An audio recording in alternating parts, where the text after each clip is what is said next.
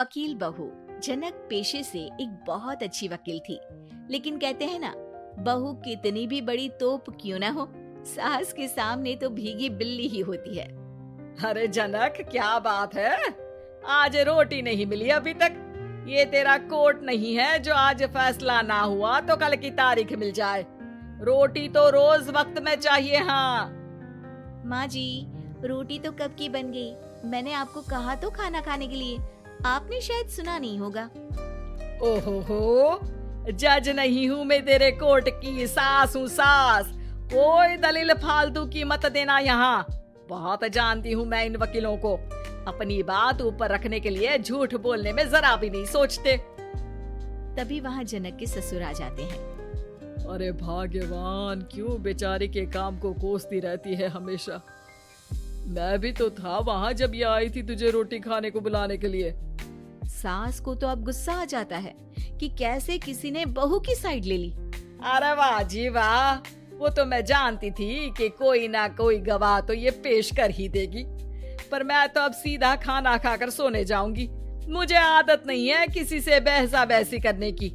पता नहीं कैसे ये वकील इतना दिमाग लगाकर खुद तो झूठ बोलते ही हैं, साथ में झूठे गवाह भी ले आते हैं।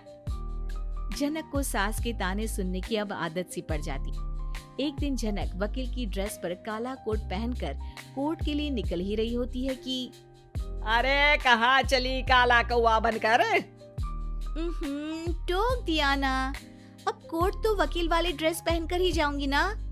वाह भाई वाह, दामिनी तो मैंने भी देखी है। सन्नी पाजी ने ऐसा ही कोट पहना था और कहा था कि तारीख पर तारीख, तारीख पर तारीख। मतलब कि कोई बात करनी है तो बोलिए, वरना वक्त नहीं है मेरे पास खराब करने के लिए। अरे पता नहीं तुझ में क्या देखा मेरे बेटे ने, सारा दिन वकीलों वाली बहस करती है भोली भाली सास के साथ। अच्छा सुन, जो इतनी बहस मेरे आगे करती है ना, जरा अपने बॉस से कर ले, जो 1 साल भी ना हुए तेरी शादी को और काले कपड़े पहना दिए। अंदर जा और लाल कोट पहन कर आ, पता तो चले कि नई नवेली शादी हुई है। अरे माँ जी, कोर्ट में मेरा बॉस क्या करेगा, ये तो पूरे देश की ड्रेस है वकीलों के लिए। लेकिन सास तो ठहरी सास। अच्छा, तो कोई जरूरत नहीं है 2-4 साल कोर्ट जाने की। शादी थोड़ी पुरानी हो जाए तब इजाजत दे दूंगी मैं तुझे काले कपड़े पहनने की। अब क्या था, मन मारकर जनक को लाल रंग का कोट पहनकर कोर्ट जाना पड़ता है। उसके जाने के बाद आहा, बढ़िया आई पूरे देश की ड्रेस की बात करने वाली। अरे पहना दिया ना लाल कोट। अब सास आए दिन या तो जनक को उसके काम का ताना देती या फिर उसका काम छुड़वा देने की धमकी। तंग आकर एक दिन जनक पति से कहती है, मैं सोच रही हूँ कि कोर्ट जाना बंद ही कर दूं। अरे क्यों यार, इतना अच्छा करियर है, क्यों छोड़ने की सोच रही हो? अरे लाल रंग का कोट पहनकर जाना पड़ता है। हर बात पर सास ताना देती है कि वकील तेज होते हैं, सवाल जवाब करते हैं, झूठी दलीलें देते हैं। अरे तो ठीक है ना, वो जो कहती है अपनी समझ से कहती है, लेकिन तुमको तो पता है ना कि सच्चाई क्या है। जनक को पति की बात से हौसला मिलता है कि तभी घर पर कुछ लोग आ जाते हैं। अरे आइए पंच साहब, कैसे आना हुआ? अरे भाई साहब, सुना है कि आपकी बहू वकील है। तभी वहाँ सास आ जाती है। हाँ है तो, लेकिन क्या हुआ, फिर कहीं बहस कराई क्या? अरे हम तो खुद दुखी है उसके व्यवहार से। अरे भाभी जी, आपको तो पूरा मोहल्ला जानता है कि आप कितना बोलती है।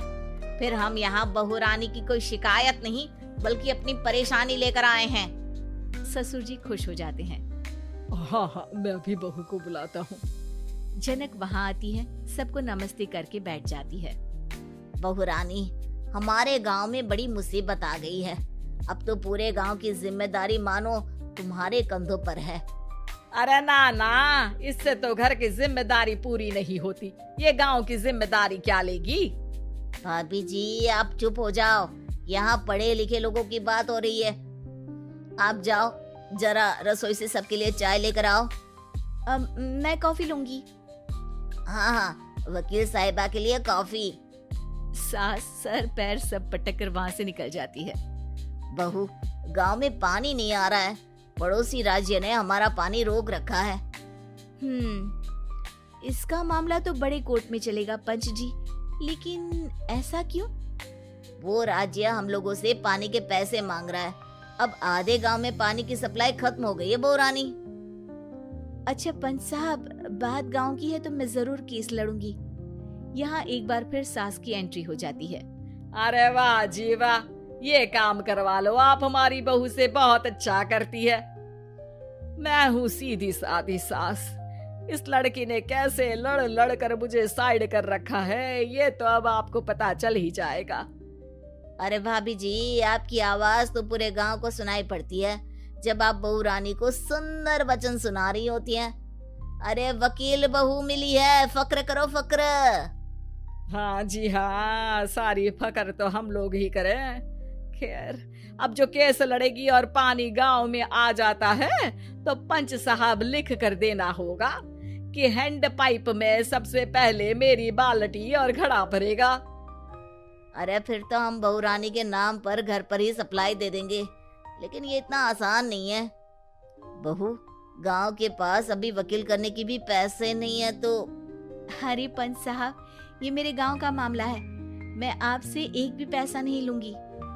सास को बहू की बात पर गुस्सा आ जाता है, लेकिन सबके जाने के बाद झनक मन लगाकर गांव की परेशानियों को दूर करने में लग जाती है। और वो दिन भी आता है कि झनक केस जीत जाती है। अरे आज तो प्लम्बर आकर घर तक पाइप लगा गया है। खुश हो जाओ, मेरे कारण तुम लोगों को घर के अंदर ही पानी मिल जाएगा।